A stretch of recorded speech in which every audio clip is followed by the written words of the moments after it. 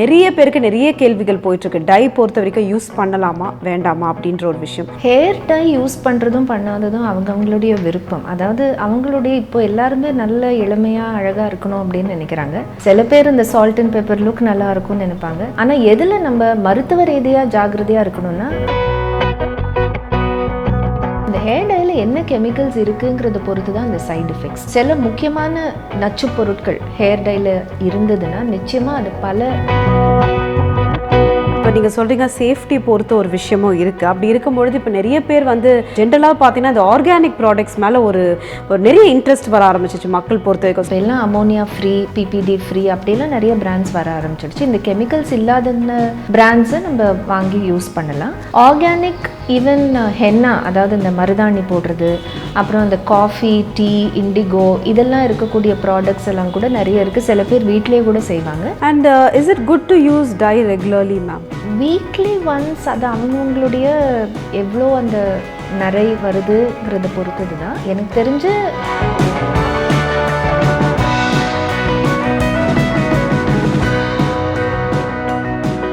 To all கலாட்டா viewers எல்லாருக்குமே வணக்கம். இன்றைக்கி நம்ம எந்த டாபிக் பற்றி டிஸ்கஸ் பண்ண போகிறோன்னா ஏர் டை யூஸ் பண்ணலாமா வேண்டாவா, இந்த மாதிரி பல கேள்விகள் நிறைய பேருக்கு எழும்பிட்டே இருக்குன்னு சொல்லலாம். ஸோ அந்த வகையில் இன்றைக்கி இதை பற்றி பேசுறதுக்காக நம்ம கூட டாக்டர் ஸ்ரீநிதி சிதம்பரம் அவர்கள் இணைந்திருக்காங்க.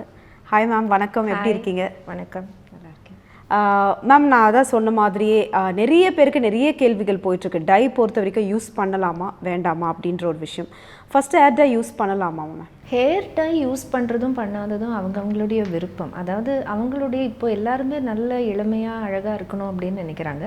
சில பேர் இந்த சால்ட் அண்ட் பெப்பர் லுக் நல்லா இருக்கும்னு நினைப்பாங்க. சில பேர் டார்க் ஹேர் எந்த வயசுலையும் வேணும்னு நினைப்பாங்க. ஸோ அது அவங்களோட தனி விருப்பம்தான். ஆனால் எதில் நம்ம மருத்துவ ரீதியாக ஜாகிரதையாக இருக்கணும்னா, அந்த ஹேர் டையில் இருக்கக்கூடிய என்ன ப்ராடக்ட்ஸ் அதில் இருக்குது, என்ன கெமிக்கல்ஸ் இருக்குது, அதில் நம்ம கொஞ்சம் கவனமாக இருக்கணும். மேம், ஏர் டை பொறுத்த வரைக்கும் இது யூஸ் பண்ணால் நிறைய சைடு எஃபெக்ட்ஸ் இந்த மாதிரி ஒரு பிரச்சனைகள்லாம் வருதுன்னு சொல்லிட்டு எல்லாருக்குமே ஒரு தாட் இருக்குது. ஸோ இது எந்த அளவுக்கு உண்மை மேம்?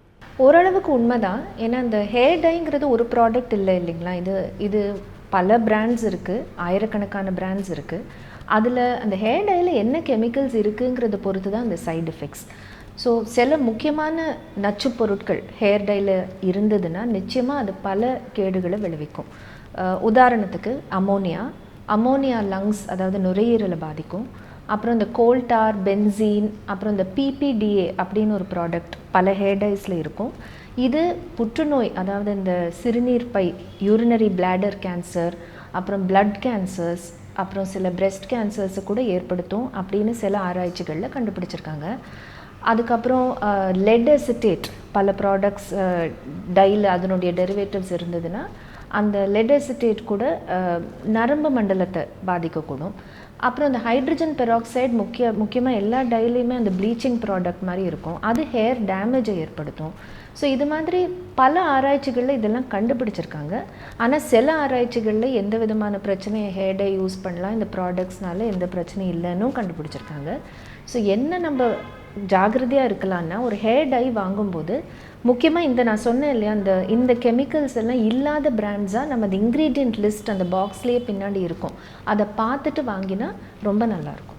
ஓகே. அண்ட் அப்படி நீங்கள் சொல்லும்பொழுது மேம், எல்லாருக்குமே இன்னொரு கேள்வியும் இருக்குது. அதாவது how to choose a dye. ஏன்னா இன்றைக்கி பார்த்தீங்கன்னா நிறைய ஆட்ஸில் நிறைய வெரைட்டிஸ் ஆஃப் டை வருது. நிறைய பேர் அதில் ஒரு கன்ஃபியூஷன் ஆகிட்டுருக்காங்க. ஸோ இது எப்படி சூஸ் பண்ணலாம் மேம்? அதான் நான் சொன்ன மாதிரி இந்த ஹேர் டை வாங்கும்போது ஃபஸ்ட்டு ஒரு நல்ல குவாலிட்டி ஹேர் டைனா அது எல்லாம் இருக்கக்கூடிய எல்லா விதமான இன்க்ரீடியன்ஸும் அந்த பாக்ஸில் லேபிளில் போட்டிருக்கணும். அப்படி போடாத ஹேர் டையை வாங்காதீங்க. ஏன்னா அதில் ஆர்கானிக்னு போட்டிருக்கலாம், ஹெர்பல், நேச்சுரல்னு போட்டால் கூட அதில் என்ன ப்ராடக்ட்ஸ் இருக்குதுன்னு போடலைன்னா அது உண்மையாக பொய்யான்னு நமக்கு தெரியாது. அதனால் அந்த மாதிரி இன்க்ரீடியன்ட்ஸ் லிஸ்ட் பண்ணியிருக்கிற பிராண்டாக பார்த்து வாங்குங்க. அதில் நான் சொன்ன இந்த அமோனியா, பிபிடிஏ இதெல்லாம் இல்லாத டைஸ் இப்போ நிறைய வர ஆரம்பிச்சிடுச்சு.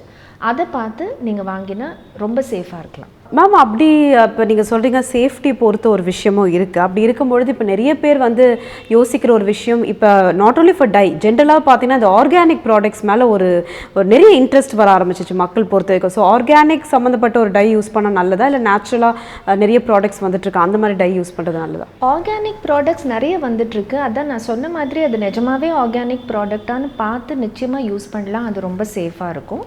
பட் நம்மளுடைய நார்மல் பிராண்ட்ஸ் ஆல்சோ இப்போ எல்லாம் அமோனியா ஃப்ரீ, பிபிடி ஃப்ரீ அப்படிலாம் நிறைய பிராண்ட்ஸ் வர ஆரம்பிச்சிடுச்சு. இந்த கெமிக்கல்ஸ் இல்லாத பிராண்ட்ஸை நம்ம வாங்கி யூஸ் பண்ணலாம். ஆர்கானிக் ஈவன் ஹென்னா, அதாவது இந்த மருதாணி போடுறது, அப்புறம் இந்த காஃபி, டீ, இண்டிகோ இதெல்லாம் இருக்கக்கூடிய ப்ராடக்ட்ஸ் எல்லாம் கூட நிறைய இருக்குது. சில பேர் வீட்டிலேயே கூட செய்வாங்க. இது உங்களுக்கு ஒர்க் அவுட் ஆச்சுன்னா ஈஸியாக ட்ரை பண்ணலாம். And is it good to use dye regularly ma'am, or weekly once? Weekly once அது அவங்கவுங்களுடைய எவ்வளோ அந்த நிறை வருதுங்கிறத பொறுத்தது தான். எனக்கு தெரிஞ்சு மாதத்துக்கு ஒரு வாட்டி தான் நிறைய பேர் யூஸ் பண்ணுவாங்க. தேவையில்லாமல் யூஸ் பண்ணக்கூடாது, ஆனால் அது யூஸ் பண்ணவே கூடாதுன்னு நான் சொல்ல மாட்டேன். அண்ட் நிறைய பேரோட பிலீஃப் என்னென்னா வந்து during the pregnancy time use பண்ணக்கூடாது, அதே மாதிரி டை யூஸ் பண்ணால் கோல்டு பிடிக்கும், இந்த மாதிரி ஒரு விஷயம்லாம் இருக்குது. இது நிறைய பேருக்கு ஒரு டவுட்டாகவே இருக்குது மேம். இதெல்லாம் உண்மையா? ஹேர் டை போட்டால் கோல்டு வரும்னு நானே கேள்விப்பட்டதில்லை, நீங்கள் சொல்லி தான் நான் கேள்விப்படுறேன். ஆனால் இந்த ஹேர் டைங்கிறது என்ன, அது ஒரு கெமிக்கல் ப்ராடக்ட் தான். கடைசியில் அதை நம்ம வந்து நுகர்றோம், அதை வந்து அந்த போடும்போதே அதை நம்ம ஸ்மெல் பண்ணுறோம். அதே மாதிரி நம்ம ஸ்கேல்பில் போகும்போது அது ஸ்கேல்ப்லேருந்து உறிஞ்சப்படுது, நம்ம உடலில் அது போய் சேருது. அதனால கர்ப்ப காலத்தில் கண்டிப்பாக இந்த ஹேர் டையெல்லாம் யூஸ் பண்ணாமல் இருக்கிறது தான் சேஃப்டி. மேம் அடுத்தது, what are the causes for premature greying ma'am? Premature கிரேயிங்க்கு பெரும்பாலானது வந்து குடும்ப வாகு தான். அதாவது ஒரு ஃபேமிலியில் எல்லாருக்கும் சீக்கிரம் நரைக்குதுன்னா அவங்களுக்கும் நரைக்கலாம். ஆனால் சில மருத்துவ ரீதியான காரணங்களும் இருக்குது. உதாரணத்துக்கு தைராய்டு, அதாவது அதிகமாக இருந்தாலும் குறைவாக இருந்தாலும் சீக்கிரமாக நரைக்குது. அப்புறம் ரொம்ப மன அழுத்தம், ஸ்ட்ரெஸ்ஸில் இருக்கிறவங்களுக்கு சீக்கிரம் நரைக்குது.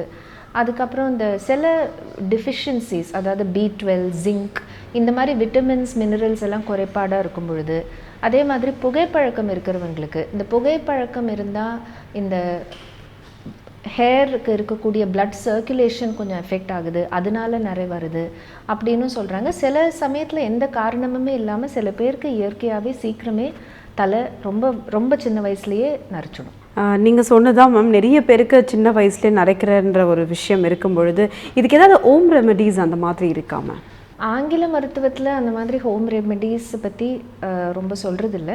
ஆனால் நான் நிறைய கேள்விப்பட்டதில் நிறைய பேர் இந்த எண்ணெயில் கருவேப்பிலையை காய்ச்சி போடுவாங்க, இல்லைன்னா கரிசலாங்கண்ணி, அதாவது பிருங்காதின்னு சொல்லுவாங்க, அது இல்லைன்னா செம்பருத்தி, இதெல்லாம் போட்டு எண்ணெயில் காய்ச்சி போடுறது, இதெல்லாம் அந்த நிறைய தடுக்கும், ஈவன் முடி உதிர்றது கூட தடுக்கும் அப்படின்னு சொல்கிறாங்க.